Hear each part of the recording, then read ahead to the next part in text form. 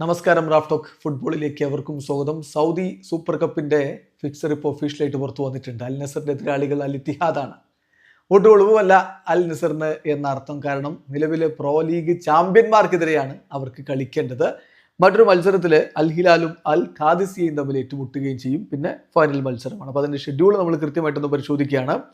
August 19 അൽ നസറിന്റെ ആ ഒരു semi final മത്സരമുള്ളത്. അവർ അൽ ഇത്തിഹാദുമായിട്ട് ഏറ്റുമുട്ടുന്നു. Saudi സമയം ഉച്ചതിരിഞ്ഞ് 3 മണിക്കാണ് പോരാട്ടം. എന്ന് പറയുമ്പോൾ ഇന്ത്യൻ സമയം വൈകിട്ട് 5:30 മത്സരം ആരംഭിക്കുക. പിന്നെ ഓഗസ്റ്റ് 20 രണ്ടാം സെമി ഫൈനൽ മത്സരത്തിൽ അൽ ഖാദിസിയയും അൽ ഹിലാലും തമ്മിൽ ഏറ്റുമുട്ടും.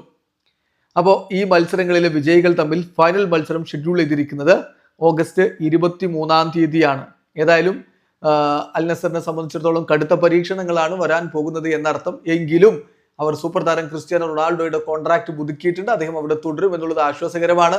പുതിയ മികച്ചൊരു കോച്ചിനെ കൂടി കൊണ്ടുവരാൻ കഴിഞ്ഞാൽ ഈ സീസണിൽ മികവ് കാണിക്കാൻ പറ്റുമെന്ന പ്രതീക്ഷയിൽ തന്നെയാണ് അൽ നസറിന്റെ ആരാധകരുള്ളത്. വീഡിയോ അവസാനിക്കുന്ന ഫുട്ബോൾ ലോകത്തെ കൂടുതൽ വിശേഷങ്ങളുമായി റാഫ് ടോക്സ് വീണ്ടും എത്താം.